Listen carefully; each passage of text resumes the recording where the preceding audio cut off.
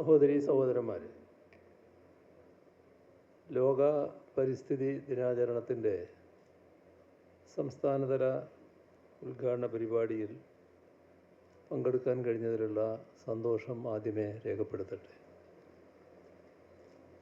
ഇവിടെ പ്രസ്താവിച്ചതുപോലെ പരിസ്ഥിതി മിത്രം അവാർഡുകളുടെ വിതരണവും പ്ലാസ്റ്റിക് ലഘൂകൃത ജീവിതശൈലി ക്യാമ്പയിൻ്റെ പ്രഖ്യാപനവും ഇവിടെ നടക്കുകയാണ്. അതോടൊപ്പം ഈ പരിപാടിയുടെ ഭാഗമായി പുരസ്കാരം ലഭിച്ച പുരസ്കാര ജേതാക്കൾ ഇവിടെ പങ്കെടുക്കുന്നുണ്ട്. അവരെ എല്ലാവരെയും ഹാർദമായി അഭിനന്ദിക്കട്ടെ. പ്ലാസ്റ്റിക് മലിനീകരണം അവസാനിപ്പിക്കുക, ഇതാണ് ഇത്തവണത്തെ പരിസ്ഥിതി ദിനത്തിൻ്റെ ലക്ഷ്യവാക്യം. 2021 മുതൽ ഒരു ദശാബ്ദക്കാലം പരിസ്ഥിതി പുനഃസ്ഥാപനത്തിൻ്റെ പതിറ്റാണ്ടായി UNEP പ്രഖ്യാപിച്ചിരുന്നു. അതിൻ്റെ അടിസ്ഥാനത്തിലാണ് ലോകം ഈ വിഷയങ്ങളിലേക്ക് വലിയ തോതിൽ ശ്രദ്ധ കേന്ദ്രീകരിച്ചത്. വർത്തമാനകാല ലോക സാഹചര്യത്തിൽ ഏറെ പ്രാധാന്യമർഹിക്കുന്ന ഒന്നാണ് ഈ പ്ലാസ്റ്റിക് മലിനീകരണം അവസാനിപ്പിക്കുക എന്ന വാക്യം.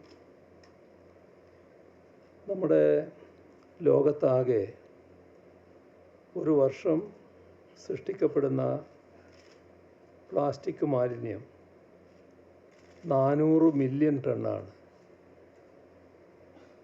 അതിൻ്റെ 10% മാത്രമാണ് പുനരുപയോഗിക്കപ്പെടുന്നത്. അപ്പോൾ 10 കഴിഞ്ഞിട്ടുള്ള 90% മാലിന്യമായി മാറ്റപ്പെടുകയാണ്.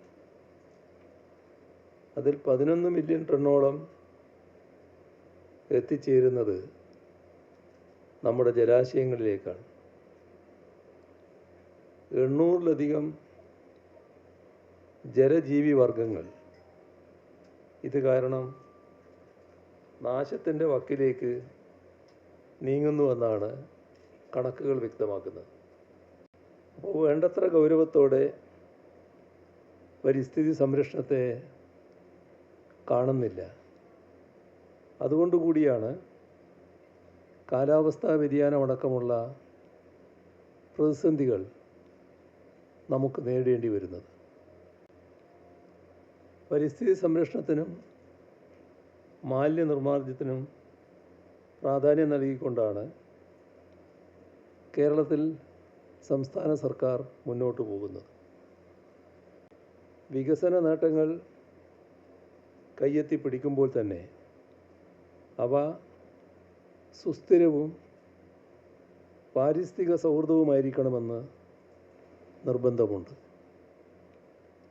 പുനരുപയോഗ സാധ്യതയുള്ള ഊർജ സ്രോതസ്സുകളെ ഉപയോഗപ്പെടുത്തുക, ഇലക്ട്രിക് വാഹന നയം രൂപീകരിക്കുക, ഇതെല്ലാം അതിൻ്റെ ഭാഗമാണ്. അങ്ങനെ 2050 നെറ്റ് സീറോ കാർബൺ എമിഷൻ എന്ന ലക്ഷ്യം കൈവരിക്കാനാണ് നമ്മുടെ സംസ്ഥാനം ശ്രമിക്കുന്നത്. അതിനുതകും വിധമുള്ള നടപടികൾ നാം സ്വീകരിക്കുന്നുമുണ്ട്. 2016 ഹരിത കേരള മിഷന് നാം രൂപം നൽകി.